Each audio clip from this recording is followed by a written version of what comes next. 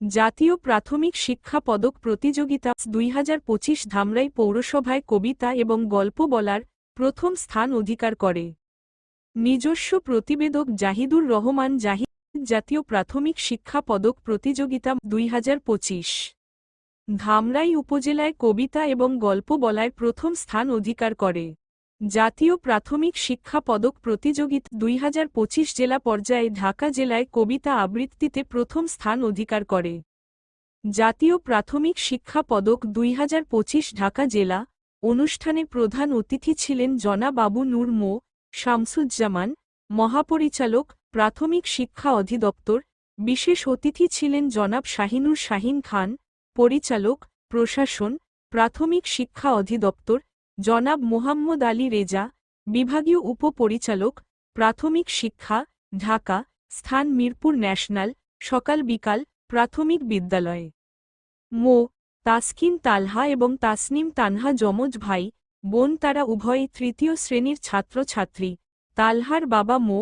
মেহেদি মাহবুব, মাতা মহুয়া আক্তার, তারা ধামরাই পৌরসভার বাসিন্দা। বাবার পেশা ব্যবসায়ী, মাতা গৃহিণী। স্কুলের নাম পাঠানটোলা মডেল সরকারি প্রাথমিক বিদ্যালয়। মোহাম্মদ তাসকিন তালহা, ধামরাই উপজেলার পাঠানটোলা মডেল সরকারি প্রাথমিক বিদ্যালয়ের তৃতীয় শ্রেণীর ছাত্র, একজন কৃতি ছাত্র। তার বিভিন্ন ধরনের মেধা দক্ষতা আছে। পৌরসভায় কবিতা এবং গল্প বলায় সে প্রথম হয়েছে। থানা পর্যায়েও কবিতা এবং গল্প বলায় প্রথম হয়েছে। এমনকি ঢাকা জেলায় প্রতিযোগিতায় অংশগ্রহণ করি, সেখানেও তিনি কবিতা আবৃত্তিতে প্রথম স্থান অধিকার করেছেন। মাত্র স্কুলের প্রধান শিক্ষক এবং অন্যান্য শিক্ষক যারা তাকে এ বিষয়ে সহযোগিতা করেছে, তাদেরকে আমি ধন্যবাদ জ্ঞাপন করি।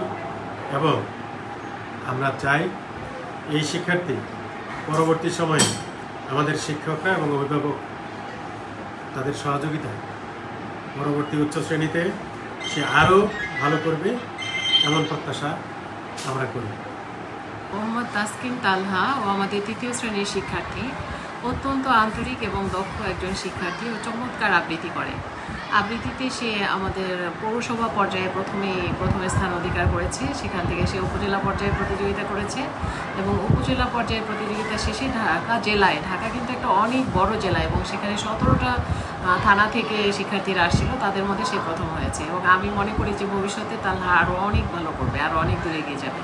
এবং ওর আবৃত্তি যদি আপনারা শোনেন, আপনাদের মন জড়িয়ে যাবে। ও শিক্ষাগুরুর মর্যাদা কবিতাটি আবৃত্তি করেছিল, যে কবিতাটা শুনলে আমরাও ছোটোবেলায় পড়েছিলাম, যে কবিতাটি শুনলে এখনও আমাদের ভালো লাগে। এবং ভালো লাগার কারণ হচ্ছে তার বাচনভঙ্গি, তার কথা বলার স্টাইল, তার উপস্থাপন।